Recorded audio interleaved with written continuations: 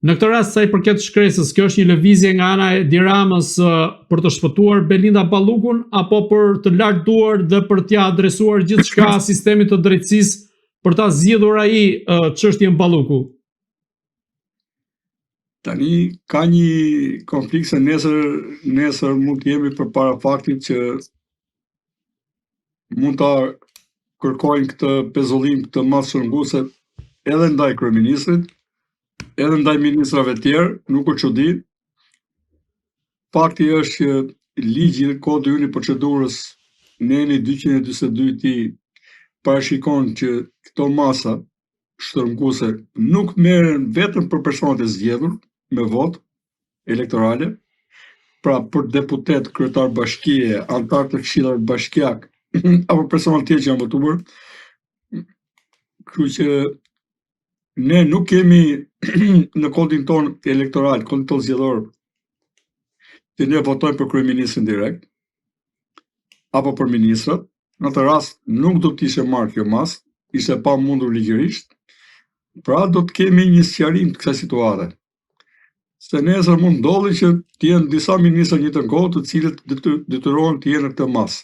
Nëse gjykata e kërkon organi akuzës dhe miraton gjykata. Atëherë çfarë do të ndodhë? Pra, vetë ekzekutivi kërkon të sqarojë deri ku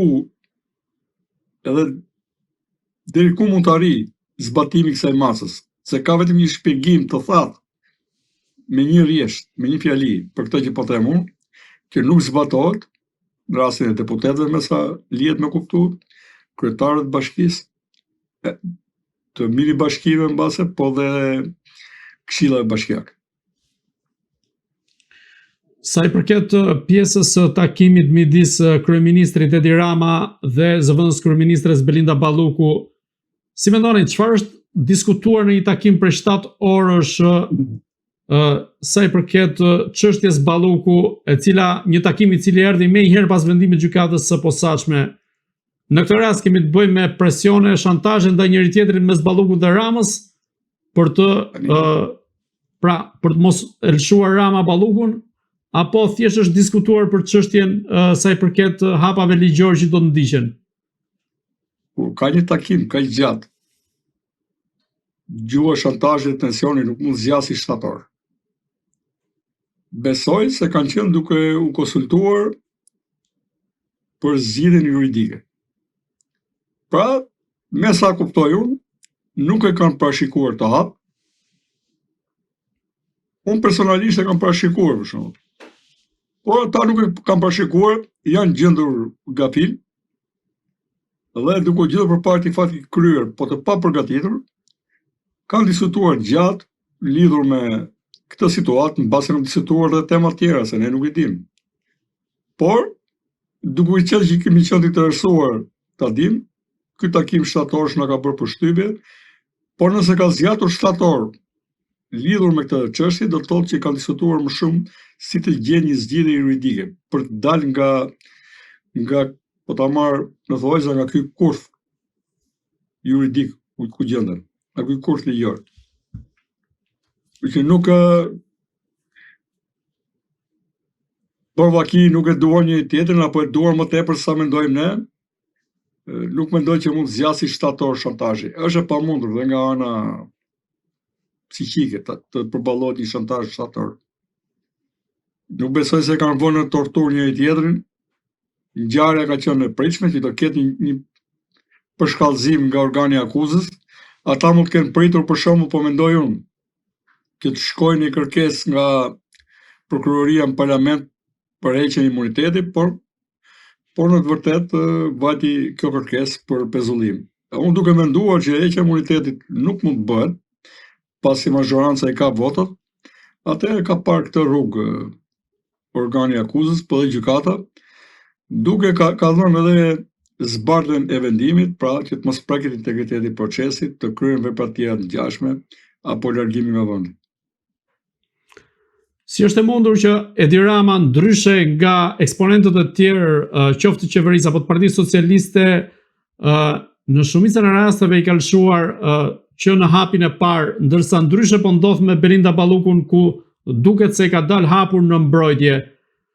Ju si e shikoni këtë sjellje të Edi Ramës që në një rast deklaron se nuk I komenton vendimet e gjykatave ose më saktë hetimet e prokurorisë dhe sot I komentoi hapur ato në konferencën që pati me komisionerin e zgjerimit Marta Kos.